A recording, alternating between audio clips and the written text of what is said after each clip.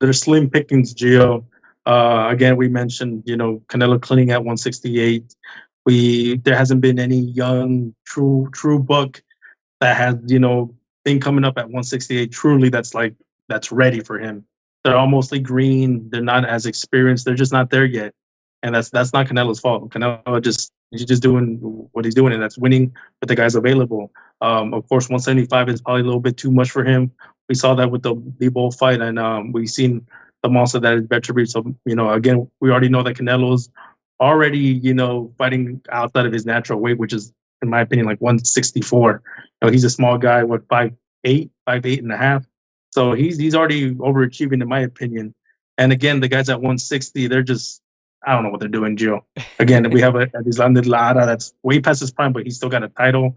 Yeah. Everybody's avoiding Johnny Beck, and 160, 162. He's probably too small for Canelo.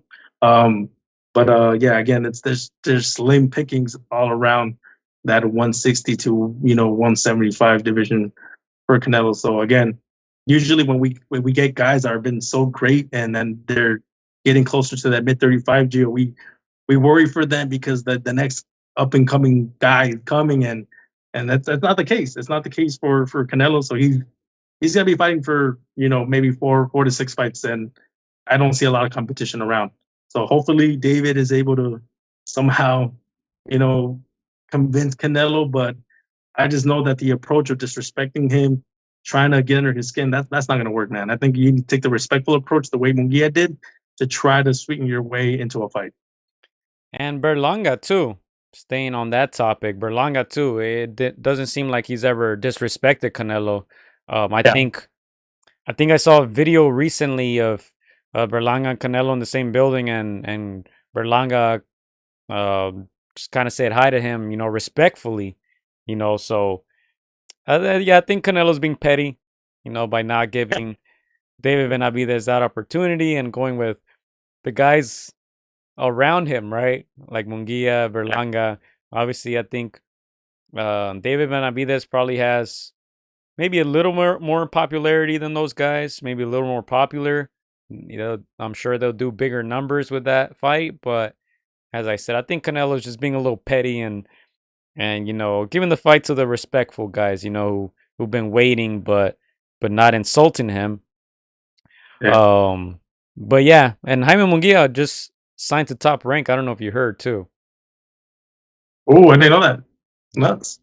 Yeah, Oof. so that's an interesting move. We'll see where they go. But going back to Johnny Beck, it seems like he was having trouble making 160 because he passed out. He was hospitalized before his fight last weekend. Uh, Raymond Murataya against Tammy Farmer ended up headlining that card. But Johnny Beck after that came out and said basically a message to Lara and I think Adames like, hey, don't celebrate too early. I can still make 160 and I'm coming for those belts. As you said, those guys don't want to fight him.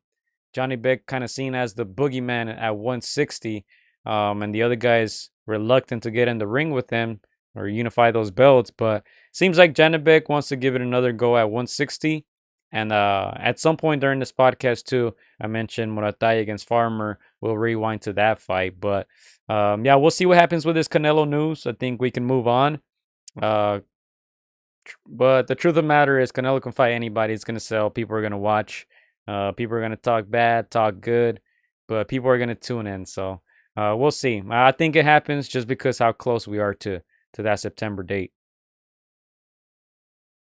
Right now, Gio, what percentage of a chance do you give Berlanga against Odella?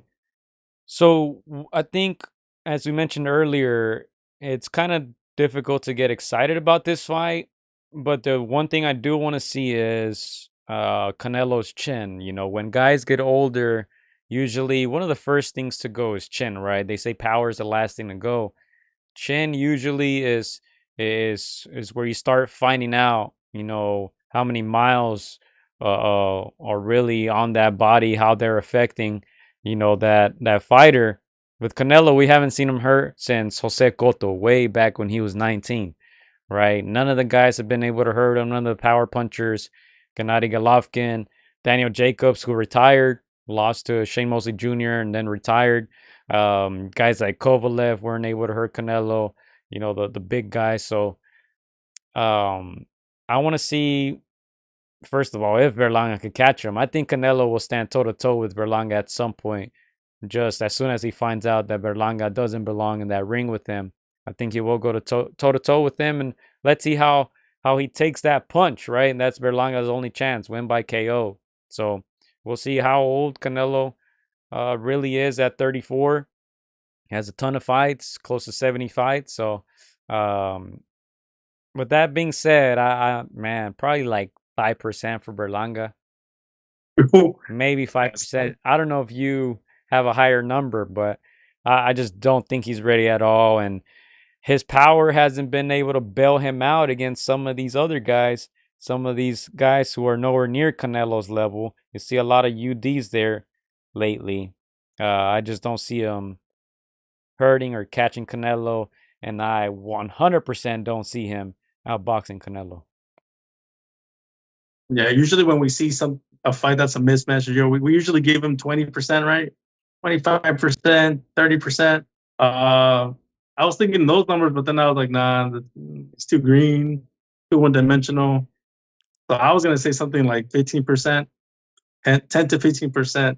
But I mean, I'm not mad at you. Again, I think a part of that percentage that you gave him is just you're just not excited. You just feel like it's not going to be as competitive. Again, Berlanga does have youth. He does have power. I just think he's very one dimensional, very David Lemieux, very just he doesn't have a whole lot of you know years to his game. At least not yet.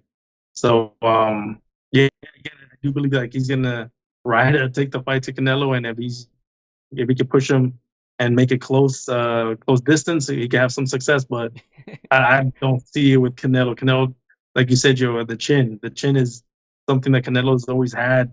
Like you said, the last time he got hurt was against with him. He got Goto way back when he was 19. The last time I saw him get hit flush was by Triple G, and he took it well. You don't see his legs rattle the way some guys their legs go when they get hit clean. Again, Canelo has a good poker face. Even if he's maybe shook a little bit, his legs are able to absorb it. He doesn't show it. He keeps coming forward. So again, even with Bebo is not known for power. He just did enough to beat Canelo. He just mixed them, kept them at distance. Never really, really hurt him. Never really took chances because he knows Canelo would have tried to snuck an uppercut in there or a counter, which is Canelo's forte. But yeah, man, I want to say 10 to 15% chance, which is not a lot. 10% says Adam. Big Bro says 0.01%. He says Berlanga don't got the skill. That decimal point. No He respect. went below 1. Damn. He said It's tough. Berlanga don't got the skills to catch Canelo clean. He says Canelo's only 33. He'll be all right. I think he's 34 now. Let's go ahead and check that. 34. Yeah. Yeah, I think he's 34 now. I mean, it doesn't matter, right? Clyde says he's a young 33. He's been so dominant. All those fights haven't worn on him like other greats like Chavez, who was done by 34. And yeah, that's the example that kind of came up in my mind. The Chavez, was it against Frankie Randall? He took that 1-2 Yeah. and dropped. That was the first time we ever saw him hurt like that. He fell, sat him down. He lost that fight, and I think that's when we kind of saw like, oh man, Chavez wasn't the same, at that point. And he's mentioned before, I forget on what show it was. He mentioned that all the drugs and the alcohol caught up to him, and his resistance just wasn't the same, And after that fight, he still won. What was it, like 15 more fights or something like that? I think he had 106 wins in his career, but took a few losses and all that, but just wasn't the same, right? So we'll see if Canelo's chin, continues to hold up. As we said, he's taking punches from some of the best punchers in the game. All right. What a better way to spend Mexican Independence Day, says Clyde, by watching Canelo win. He says, "Do you think Puerto Ricans will get behind Berlanga like that? Obviously he's from New York. He does rep Puerto Rico hard, but he wasn't born there. I don't know if he'll get the same love I think he might get the Danny Garcia type love, right? I was about to say that. I was gonna say he gets a little bit more love than Danny, but not as much as Xander, and of course nowhere near Tito, Miguel Cotto. But you know, I'm gonna say C plus level support, man. The Puerto Ricans just want to they just want to party, man. They just want to drink. They want to drink with their Mexican friends, so they'll turn up. They'll turn up.